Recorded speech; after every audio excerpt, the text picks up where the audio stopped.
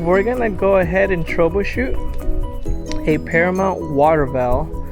A job request was sent. Service technician mentioned that it's only staying on this zone right here.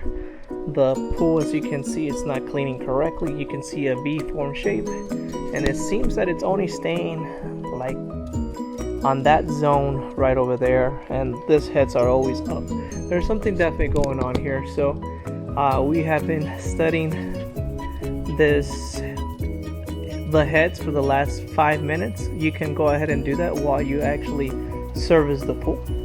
But once you determine that there's probably something wrong, now what we need to do is we need to open up the Paramount water valve. So you always want to make sure you turn it off. And most other Paramount water valves, they do have a gauge, but this one is an older one, so this one does not have a gauge. If it does have a gauge, it should probably run between 15 to 20 psi. The tools that you'll be needing will be a Phillips rag, a 7/610 impact gun, hammer, and lube. Let's go ahead and open it up. So it's pretty straightforward. This process shouldn't take you no more than literally 5 minutes. So this will help you in the long run to have your pool looking a lot better. So you do want to take the time and do this. So okay, perfect. Now grab here, you open it up. Great, everything's good here. Everything's good here. So if it's a 6-port, literally there's no wrong way to install this water valve other than if you flip it around. But if you're not sure how this will go back again, if you want to do is just mark it a little bit. So you probably want to mark it here, you mark it there, okay, and then you remove the actual O-ring, so it's marked there, and you just want to slightly mark it right there. That's about it. So just a slight mark. You don't want to ruin the shell here, so it's just a slight little mark here. So you clean this up before pulling it. So as you can see, we have a mark, and a very slight mark. You can barely see the last one. It's just to identify. So now what you want to do is pull the water valve. So if it's stuck or anything, you can always just pull it this way. You want to pull it, you want to flip it over, and as you can see, these are the different zones.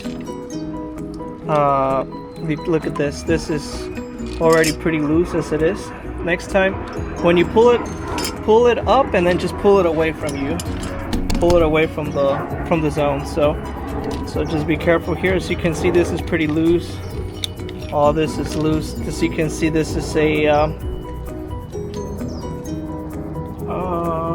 it doesn't say what usually has a date stamp. So lastly, the way to check him is, you can see how this one's standing up right there. This one should never be standing up that way. So there's definitely something going on. So they all have to be flush. As you can see, this one's up too, and to check if they are working properly, I would literally have to struggle to pull this up, and it would be so hard. So all this right here is an indication that this water valve needs to go ahead and be replaced. So we're gonna put it back together. We're gonna go ahead and get this part number here. Also, you can always count the zone: 1, 2, 3, 4, 5, 6.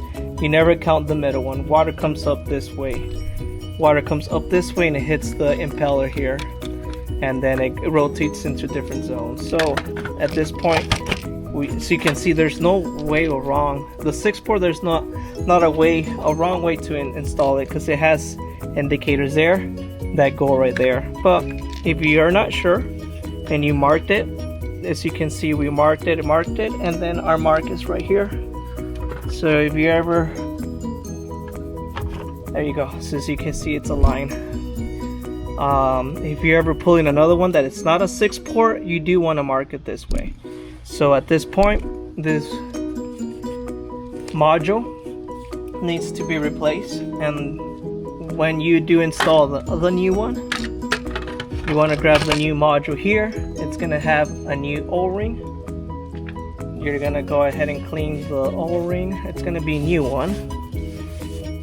We are pretending that we have a new module now. So grab this really quick.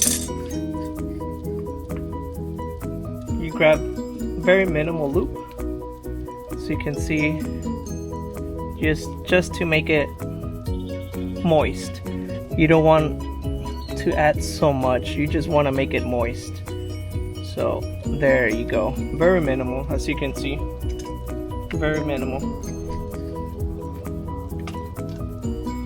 And we're gonna give the client an estimate to replace the gears, and we're gonna give her a new estimate to replace the dome here too, just because it would be nice for it to have a gauge to see if it's working or not. So this is very old, so, but regardless if it has a gauge or not, this goes the same way. You just put it here, you grab your clamp, you grab your nut,